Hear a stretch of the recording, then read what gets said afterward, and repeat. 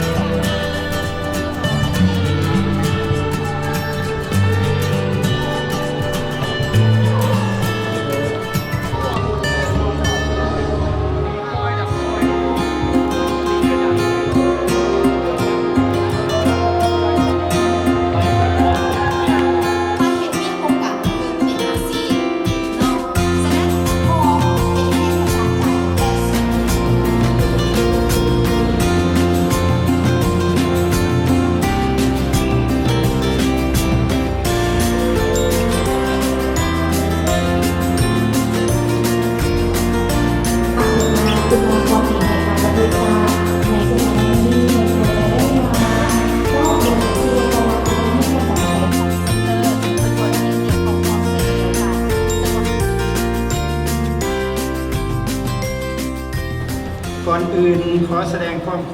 อบใจและผู้บุญคุณอย่างล้นเหลือต่อทางบัวเงินซาภูวงศ์ห้องรัฐมนตรีกระทรวงแรงและอีกท่านหนึ่งขอแสดงความขอบใจต่อหัวหน้ากรมห้องกรมหัวหน้าแผนกพร้อมทั้งบรรดาแขกผู้มีเกียรติทานยิ่งทานไส้ญาติพี่น้องลูกหลานรวมไปถึงแขกที่มีเกียรติจำนวนหนึ่งขอโทษที่บริเกาถึงสื่อนะและขอสรุปแล้วข้าพเจ้าขอแสดงความขอบใจต่อทุกท่านที่ได้เข้ามาร่วมในมือนี้ขอตบมือให้ทุกคน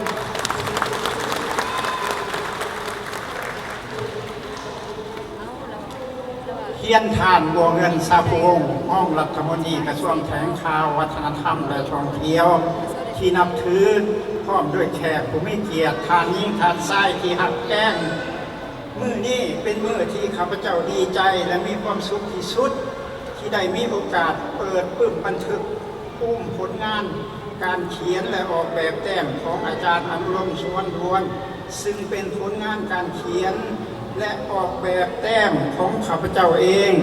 ที่ได้ตั้งใจมาแต่โดนนานแล้วที่ต้องการอยากหีบโฮมเอาบทเรียนและประสบการณ์พร้อมทั้งผลงานตัวจริงที่ได้สร้างขึ้นมาตลอดระยะ50 ปีที่ผ่านมา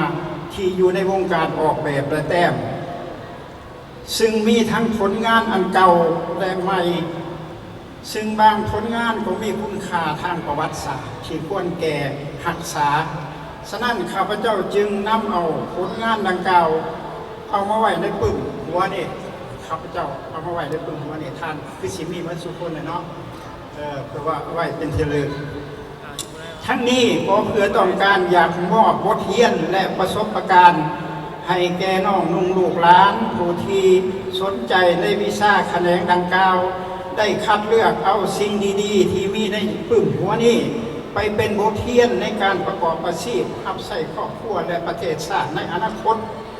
ดังที่คำเห็นของทานบัวเงินซาภูวงศ์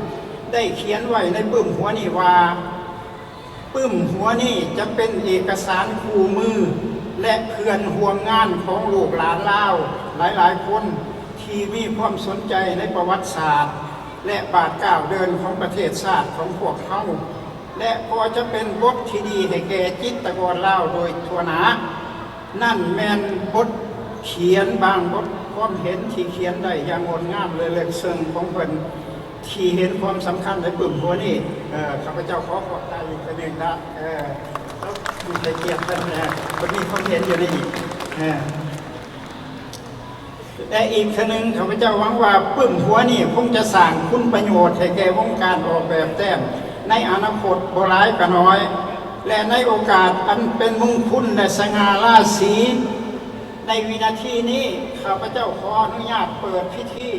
และเปิดปึ้มบันทึกผลงานของข้าพเจ้าอย่างเป็นทางการได้เลย ซึ่งว่าเพิ่นจะมาเล่าละเอียดเลยตั้งแต่สมัยเพิ่นเป็นบ่าวอ้อๆเนาะ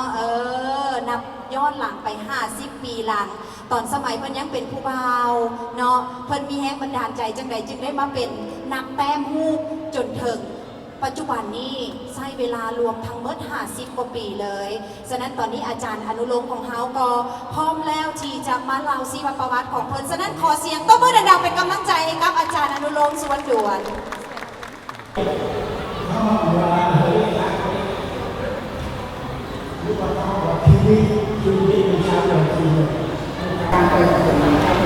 ว่าดีที่สุดทั้งแสนเรานั่นผีนั่นมันสามสบายดีอยู่คนมันหนาหน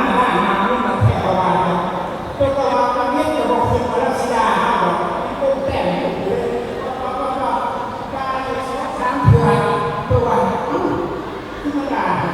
ที่ไปที่ว่าไม่มันด่าไม่รู้เลยเพื่อนเราบอกพูดว่าสิ่งที่เป็นการชีวิตค่ะแล้วเป็นยังก่อนชีวิตแล้วเป็นยังการมาบริหาร นี่นั่นก็คือทานพิเศษแสวงศึกษาของประธานสมาคมนักเขียนขอเสียงตบมือดังๆอีกครั้งท่านผอ.ไม่สิงห์จันทร์วุฒิประธานสมาคมวิจิตรศิลป์ลาวผู้อำนวยการสถาบันวิจิตรศิลป์แห่งชาติเซอร์คริสโตเฟอร์โย General Manager of Mercure Hotel กิจให้งานของพอไก่นั้นประสบผลสำเร็จขอเสียงตบมือดังๆให้กับบริษัทลาวฟอร์ดซิตี้ขอบใจมายังเวียงจันทร์เซ็นเตอร์เนาะที่เพิ่นได้ร่วมกิจกรรมดีๆกับทางไกลและครอบครัวตลอดมาเลยฉะนั้นขอเสียงตบมือดังๆอีกครั้งให้กับเวียงจันทร์เซ็นเตอร์ภาพโด่งดังและ The Flowers